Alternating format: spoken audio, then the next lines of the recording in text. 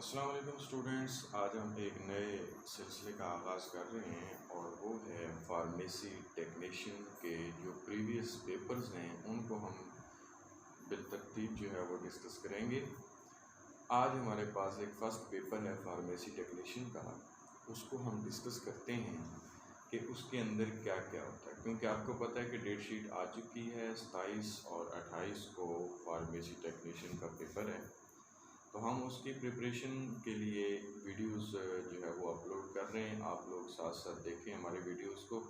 इससे ये होगा कि जो बच्चा भी इन वीडियोस को अच्छे से देखेगा, क्योंकि हम प्रीवियस पेपर सॉल्व करवा रहे हैं, तो इससे आपकी तैयारी बहुत अच्छे से हो जाएगी और आप एग्ज़ाम को अच्छे मार्क्स से पास कर सकेंगे।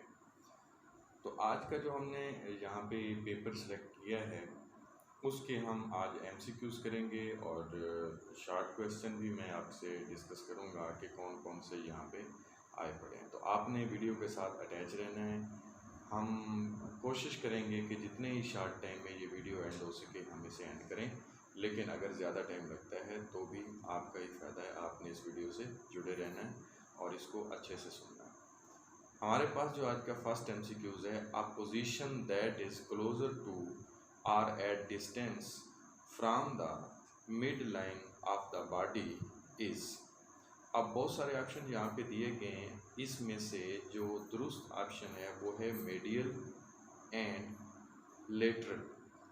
अब मेडियल वो क्योंकि यहाँ पे कह रहा है कि mid line of the body, so यहाँ पे हमारे पास जो ऑप्शन आएगा वो आएगा मेडियल एंड लेटरल। नेक्स्ट वो एमसीक्यूज में कहता है कि which one of the following is called collar bone felt subcutaneously on thoracic wall. अब इस एमसीक्यूज के केस के अंदर जो हमारे पास दुरुस्त ऑप्शन है वो है कैल्विकल, क्योंकि यहाँ पे वो सबकुटेनियसली थेरेकिक वॉल की बात कर रहे हैं। तो यहाँ पे जो कॉलर बोन है उसके वाले से हम कह सकते हैं कि ये कैल्विकल है। कैल्विकल ऑप्शन जो है वो यहाँ पे दुरुस्त होगा। विच of the following muscle of back produces prominent vertical bulges on each side of posterior median furrow. वो कहते हैं कि कौन कौन से जो है वो मसल्स हैं जो कि इस चीज़ के लिए जो है वो काम कर रहे हैं। तो आप इसके लिए कहते हैं इरेक्टर स्पेनी। इरेक्टर स्पेनी जो है वो मसल्स हैं जो कि इस पर्पस के लिए यहाँ पे इस्तेमाल हो रहे हैं। सो इसके बाद हमारे पास एमसीक्यूज है कि which one of the following best describe the location of the apex beat on anterior thoracic wall. So इसका जो हमारे पास ऑप्शन होगा ये होगा left fifth intercostal spaces 6 to 10 centimetre from the interior median line. इसके लिए ये ऑप्शन होगा, ये प्रीवियस पेपर था। Which one of the following is called breast bone. Breast bone किसे कहते हैं? Felt subcutaneously on थोरेकिक wall. तो वो कहते हैं कि किसको हम ब्रीस्ट वेल्यू जो है बोन कह सकते हैं, और वो आपके पास है sternum. Sternum is a breast bone. Which one of the following movement best describe the movement of the roll of foot away from the median plane turning the sole laterally. तो इसके लिए बेटा जो होती है वो इवर्जन होती है। Which one of the following movement best describe rotation of the radius medially so that the palm of the heart faces posteriorly and its dorsum faces anteriorly? So इसके लिए हम जो ऑप्शन सेलेक्ट करेंगे वो करेंगे pronation. Pronation वो कहता है कि semi lunar lines extend from which one of the following costal cartilages to the pubic tuberculus। अब यहाँ पे वो कहते हैं कि कौन सी हमारे पास वो लाइंस हैं, तो हम यहाँ पे जो उसका आंसर देंगे वो देंगे नाइन्थ लाइन बेटा आपके पास। Which one of the following which one, ये हमारे पास MCQs है कि which one of the enduring branches of anatomy deal with the structure using CT scan and MRIT। वो कहता है कि which one of the enduring branches of anatomy deal with the structure using CT scan, जो CT scan आप कराते हैं, या फिर वो MRIT, उसमें से कौन सी जो है वो उसकी ब्रांच होती है।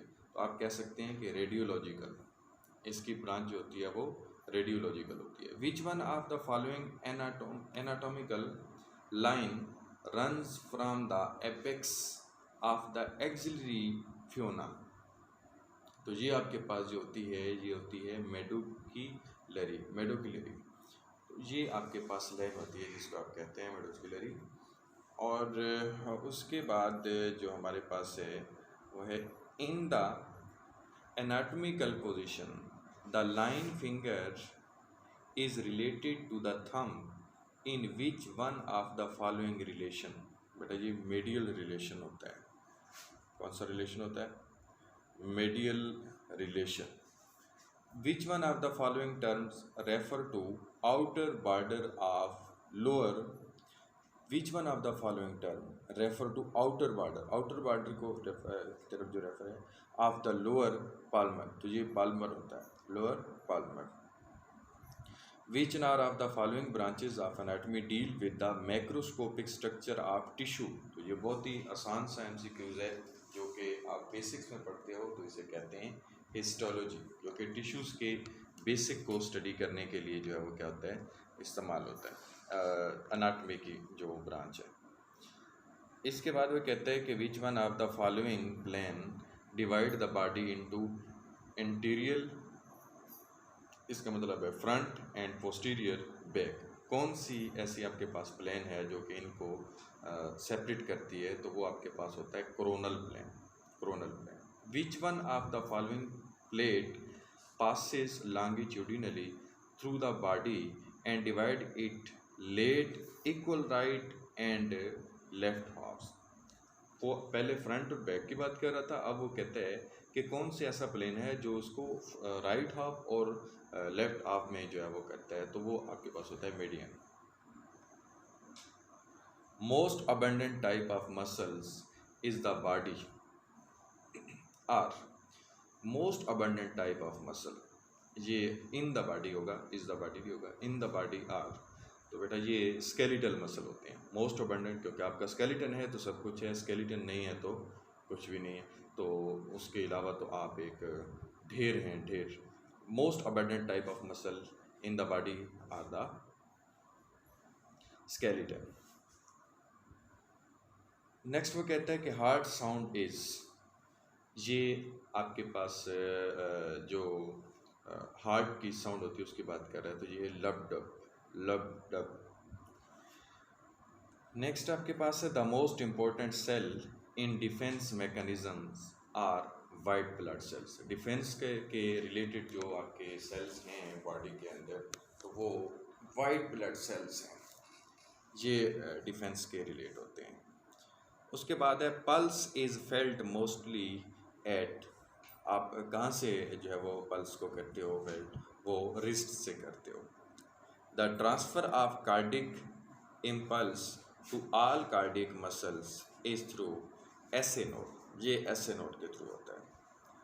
नॉर्मल BP क्या होता है? ये हर फार्मेसी टेक्नीशियंस को जो भी यहाँ पे काम कर रहा होता है उसके लिए ये बहुत लाजमी है कि पहला काम तो ये करना होता है। ये 120/80 mmHg होता है।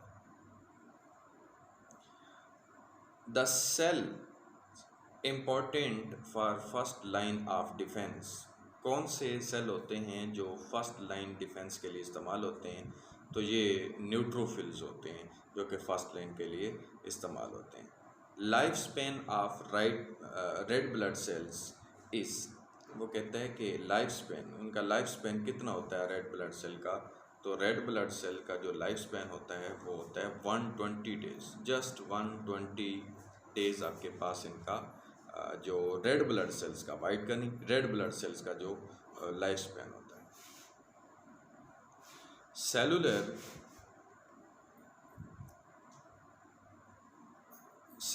And humoral immunity is developed by, किस चीज़ के ज़रिए डिवेल्प होती है?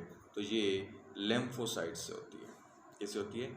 लेम्फोसाइट से होती है। These cells are non nucleated, these cells are non nucleated. तो ये आपके पास रेड ब्लड सेल्स होते हैं जो नॉन न्यूक्लिएटेड होते हैं। Antigen A and B antibodies no which is the blood group.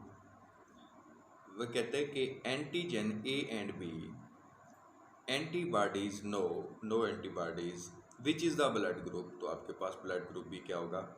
A B होगा। एंटीकोएगुलेंटिस, कौन सी चीज़ यहाँ पे वो कहता है कि एंटीकोएगुलेंट है? तो ये हिपेरिन है। Heparin is a anticoagulant.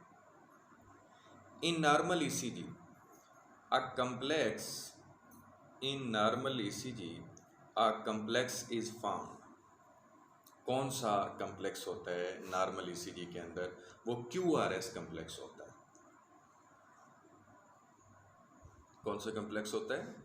QRS complex होता है। The important cells in blood clotting are platelets. आपको पता है कि ये खून के वो सेल हैं जो कि इसको क्या करते हैं? मुंजमद होने में मदद देते हैं। तो वो प्लेटलेट्स ही होते हैं जो उसको क्या करते हैं? मुंजमद होने में मदद। विच एंटीजन सुजेस्ट द पॉजिटिव और नेगेटिव ऑफ ब्लड ग्रुप। कौन सी एंटीजन है जो कि ब्लड ग्रुप का पॉजिटिव होना या नेगेटिव होना उसको सुजेस्ट करती है? तो ये डी एंटीजन होता है। D antigen. Which of these bonding is not significant to maintain quaternary structure of the protein। कौन सी बॉन्डिंग जो है वो सिग्निफिकेंट नहीं होती? तो वो आयोनिक बॉन्डिंग होती है। Which one of the following lipid exist in the polymer form। Polymer form के अंदर कौन सा लिपिड जो है वो एग्जिस्ट करता है? तो वो फास्फोलिपिड होता है। Phospholipids. Which of these is not constituents of waxes। Waxes का कंस्टिट्यूएंट कौन सी चीज़ नहीं होती इनमें से? तो जो लॉन्ग चेन अल्केन होते हैं ना हमारे पास, मैं साथ साथ चाय पी रहा हूँ तो इस वजह से आप डिस्टर्ब भी हो रहे होंगे। सो माजरत, कप में थोड़ी सी चाय रह गई है। वो कहते हैं कि लॉन्ग चेन आपके पास जो अल्केन होते हैं ना वो नॉट कॉन्स्टिट्यूएंट ऑफ वैक्सेस, वो वैक्सेस के कॉन्स्टिट्यूएंट नहीं होते। Lipids are richest source of energy due to high percentage of carbon hydrogen bond. इनके अंदर कार्बन हाइड्रोजन बॉन्ड की ज़्यादा परसेंटेज होती है जिसकी वजह से ये हाई सोर्स ऑफ एनर्जी होते हैं। The sequence of amino acid in protein is determined by sequence of in. किस चीज़ की सीक्वेंस से जो है प्रोटीन का जो अमीनो एसिड है उनकी सीक्वेंस डिटरमिन होती है? तो वो न्यूक्लियोटाइड जो आपके पास होता है transfer RNA, nucleotide transfer RNA से आप इस चीज़ को क्या कर सकते हो? आइडेंटिफाई कर सकते हो। Which lipid is not acting as a regulatory factor in the body of human. तो कौन सा लिपिड ऐसा होता है जो कि रेगुलेटरी फैक्टर के तौर पर नहीं होता? वो कोलेस्ट्रॉल होता है। Cholesterol. Which one of the given list is not saturated fatty acid. कोई भी आप इस लिस्ट में से ऐसा बताएं कि जो आपके पास सैचुरेटेड ना हो। अनसैचुरेटेड भी लिख सकता था, उसने लिखा है नॉट सैचुरेटेड, तो वो भी आपके पास एसिटिक एसिड होगा। विच type of amino acid is present on surface in tertiary structure in aqueous solution. तो इसके लिए बेटा जो आपके पास ऑप्शन होगा वो होगा hydrophobic amino acid. Hydrophobic amino acid ये सरफेस पे होते हैं, उसके साथ हाइड्रोफिलिक नहीं होते कि उसके साथ लिविंग हो। All are the feature of unsaturated fatty acid except. वो कहता है कि सारे के सारे अनसैचुरेटेड फैटी एसिड के फीचर्स हैं लेकिन एक नहीं है। कौन सा नहीं है? काज एथेरोस्क्लेरोसिस। एथेरोस्क्लेरोसिस ये इसके ऑप्शन नहीं है दुरुस्त, तो यही होगा आपके पास एक्सेप्ट। वो कहता है ऑप्शन दुरुस्त है लेकिन उसके except. Bonding responsible for helical structure of protein is, helical structure जो प्रोटीन का होता है उसके लिए कौन सी बॉन्डिंग जो है वो रिस्पॉन्सिबल होती है? चलो जी, हमारी चाय एंड हो गई है। Helical structure of the protein के लिए कौन सी बॉन्डिंग जो है वो रिस्पॉन्सिबल होती है? तो वो हाइड्रोजन बॉन्ड होता है हमारे पास जो हेलिकल स्ट्रक्चर ऑफ प्रोटीन बनाता है। How many water molecules are liberated during formation of one molecule of triacylglycerol? तो इसके लिए आपके पास जो नंबर ऑफ मॉलिक्यूल होंगे वो होंगे 3। In chitin at carbon atom 2 hydroxyl group is replaced by, यहाँ पे हमारे पास 2 हाइड्रॉक्सिल जो ग्रुप हैं वो किस चीज़ के साथ रिप्लेस होते हैं? तो इसके लिए ऑप्शन आपके पास फर्स्ट होगा। देन हम कहते हैं कि all carbon in a monosaccharide molecule contain carbon atom except, वो कहता है तमाम के तमाम कार्बन एटम मोनोसेक्राइड के अंदर कार्बन एटम कंटेन करते हैं, रखते हैं, एक्सेप्ट किसके अलावा? तो ये जो आपके पास है ये कार्बोक्सिल कार्बन, जिसके साथ कार्बोक्सिल है, carboxyl carbon. Which type of sugar is present in nucleic acid? Nucleic acid के अंदर कौन सी शुगर होती है? तो वो राइबोज शुगर होती है न्यूक्लिक एसिड के अंदर। Glucose is aldo and fructose is keto sugar. Glucose is aldo and fructose is keto sugar. So यहाँ पे जो हमारे पास ऑप्शन है इसका ये दुरुस्त होगा, क्योंकि ग्लूकोज, वो कहता है कि glucose and fructose differ from each other in all respect accepts, कहता है ग्लूकोज और फ्रुक्टोज सारी चीज़ें उनकी सेम हैं, लेकिन यहाँ पे एक फ़र्क है उसका, वो कौन सा है? वो है glucose is aldo sugar and fructose is a keto sugar. Which of the following stain is used as mordant in Gram staining technique? ये बैक्टीरियाज के लिए ग्राम स्टेनिंग टेक्निक के लिए कौन सा जो आपके पास है वो स्टेन यूज होता है? तो ये ग्राम आयोडीन होता है, ग्राम आयोडीन होता है। Gram positive bacterias retain which staining material? So ये क्रिस्टल वायलेट होता है बेटा, crystal violet. Killing of micro organism including their spores whether pathogenic और नॉन पैथोजेनिक इज कॉल्ड। तो ये आपके पास जो होगा वो होगा टेंडलाइजेशन। टेंडलाइजेशन इसका जो है वो दुरुस्त ऑप्शन है। Infection which result in pus formation are called, infection which result in pus formation, कौन से इन्फेक्शन होते हैं जो जिनसे पस बनती है? तो वो पायोजेनिक इन्फेक्शन होते हैं। कौन से इन्फेक्शन होते हैं? आपको समझ आ रही है? कौन से इन्फेक्शन होते हैं? पायोजेनिक इन्फेक्शन होते हैं, पायोजेनिक। तो उसके बाद which of the following test is use to differentiate staphylococcus from streptococcus? Streptococcus से स्टेफाइलोकोकस को डिफ्रेंशिएट करने के लिए कौन सा टेस्ट होता है? तो ये कैटालेज टेस्ट होता है बेटा। कौन सा टेस्ट होता है? कैटालेज टेस्ट होता है। Staphylococcus aureus produces which of the following enzyme? तो ये कोएगुलेज होता है, कोएगुलेज एंजाइम जो है ये प्रोड्यूस करते हैं। Which of the following test is use to detect typhoid fever? कौन सा ऐसा टेस्ट होता है जो टाइफाइड फीवर को टेस्ट करने के लिए इस्तेमाल होता है? तो वो वाइडल होता है, Widal test. Which type of fermentation is use to produce yogurt?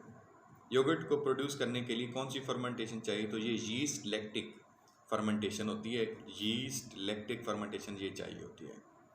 Most common gene transfer in Gram negative bacteria takes place by conjugation. ये आपके पास है conjugation. Most common gene transfer in Gram negative bacteria take place by conjugation. Next आपके पास है कि which of the following bacteria is beta haemolytic? Beta haemolytic कौन से बैक्टीरिया होते हैं? तो ये स्ट्रेप्टोकोकस पायोजेनिस होते हैं, pyogenes, streptococcus pyogenes. Which of the following is cell wall less bacteria?